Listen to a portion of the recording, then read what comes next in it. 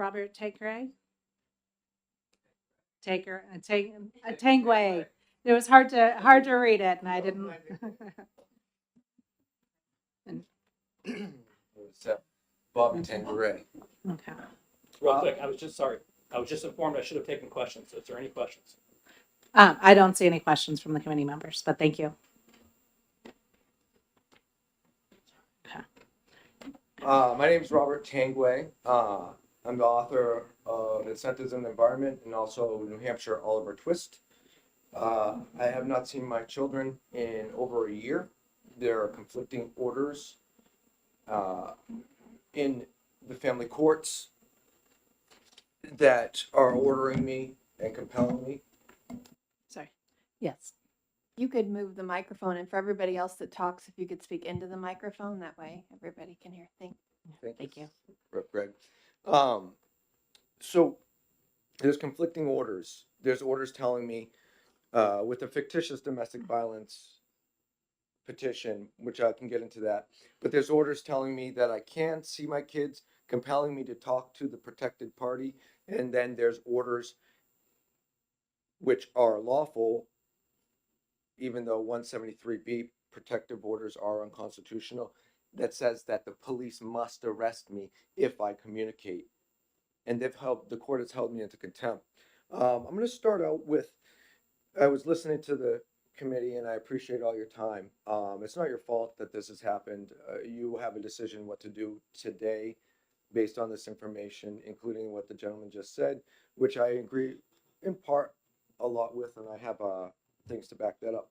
But what you guys were talking about, you were talking about the courts. So Rule 38 of the Supreme Court is judicial conduct. You're going to want to look at that because a judge has a duty to report judicial misconduct and also professional misconduct, which is for lawyers. And lawyers have a duty to report judges, and also the Oath 311:6, where under pains of penalty of perjury, to get their license, they swear before the Supreme Court that they will correct anything that is incorrect and will not take any case for lucre, which is money, and so on. When someone has a lawyer, they become a ward of the court. That means they're incapable of representing themselves, and then the lawyer is an officer of the court. So the unknown secret is that judges don't report on judges, and or lawyers, and lawyers don't report on judges, and that's what we have. Our entire system, respectfully, in the state of New Hampshire is corrupt, all the way up to the Supreme Court, and that's where we're getting to the point of impeachment and specific facts. On Friday, I have a order which has from the Supreme Court. They're hiding the fraud that's taking place in court. Judges have no discretion when it violates the law. You guys have the right to impeach. The House has the right to impeach, and the duty to, I would assert, and then it goes to Senate when they're not acting within the Constitution. The governor knows about this, Governor Sununu, and his entire administration. Every single Supreme Court justice, if I'm not mistaken, has been appointed by Governor Sununu, including Gordon MacDonald, which was. Sorry, can we not get into names, please? We're eventually going to have to you can say the current one. We're talking about the policies, not the people. So if you can say the current one and just speak to it that way. Well, I'm coming here because I'm in fear. I have no other recourse. What do you do when the Supreme Court hides fraud, knowing fraud, and writes bogus orders that violate the federal rules of civil procedure? They've stricken my briefs. So I've given, I think it's Federal Rule of Civil Procedure on striking, on amended appeals by matter of course. You have 21 days for responsive pleading. Amended. It's a matter of course, meaning you're allowed to do that. They're hiding it. And because we don't want to say names, because you got a Supreme Court Justice husband who's just got put on paid leave. Last week was in the news on Wednesday. and that goes by the name of Marconi. I'm sorry, but we're going to have to say that. And she's a member of the Women's Bar Association.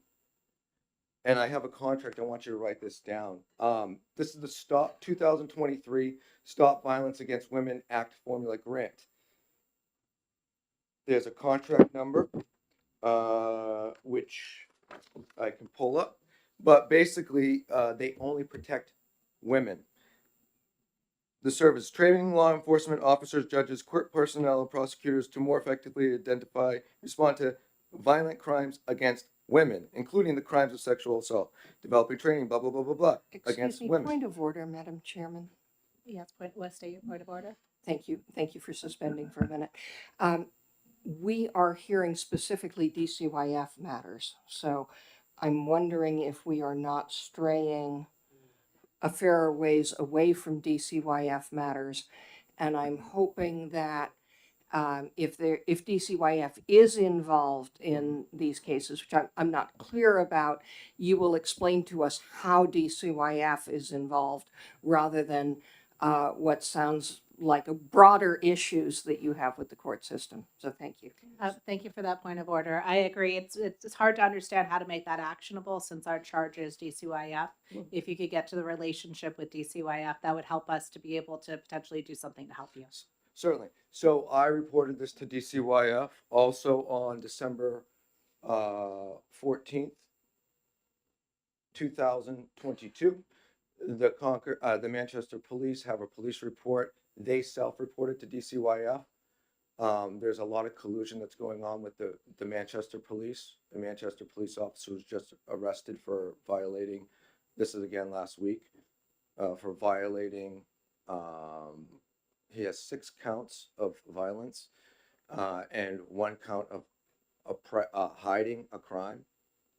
He was arrested by the state troopers. He turned himself in.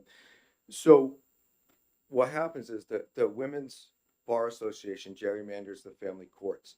They specifically on their page, it says that they are for families and women and families gain equity in women and families and women and children specifically.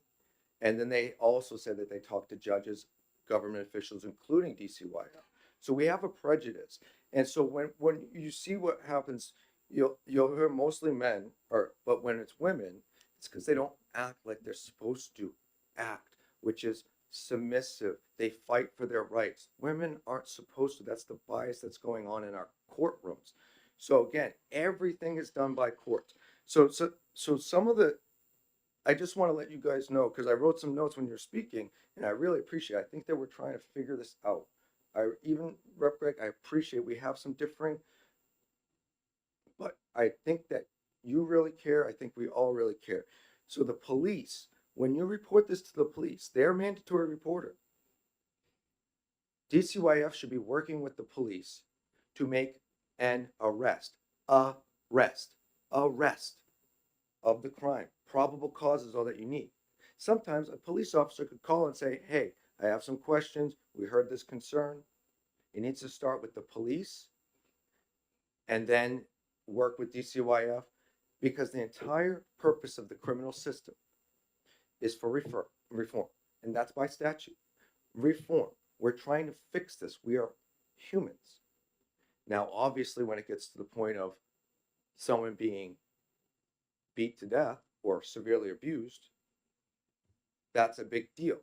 But if someone loses their temper and an accident happens, we want to nip that in the bud and give them the resources that they need.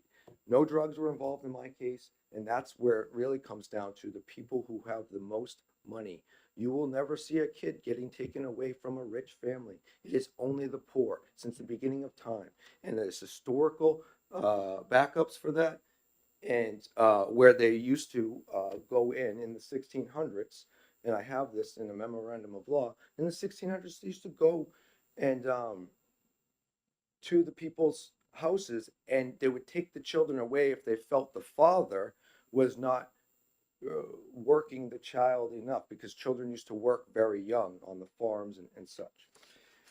So I think The problem is saying that you're having all these positions, we're getting all these positions. It's like calling customer service in India. They are powerless positions. We need more directors and sub-directors. It's the same corporate mentality that we have. You call someone up, they can't do anything about it. I heard a little bell. Yeah. So I would like you guys to ask me some questions because I'm a wealth of knowledge. But the judges are lying. Physically and mathematically impossible findings of fact, and then they're burying them. Physically and mathematically impossible findings of fact and violation of law. The last thing I got from my children after I complained was some stuff. So, and if you could just wrap it up, so, and one of these things, I'm sure that's beautiful art, we'll take a look at it afterwards, but just showing all of that's not really a depth. This is what my son sent to me. The only thing the mother sent to me. I was a stay-at-home dad. Do you see that? Do you guys see that? You see that? Am I an African American man? Here's a picture of our family. Okay? Now, my kids never had counseling before. See how the mother has both the children and father's over here? This is what they really want. If you break up a family for no reason, it is abuse on the family. It is a tort, it is a damage to a family. Constitutionally, the contract, the covenant, the marriage, there is a no fault.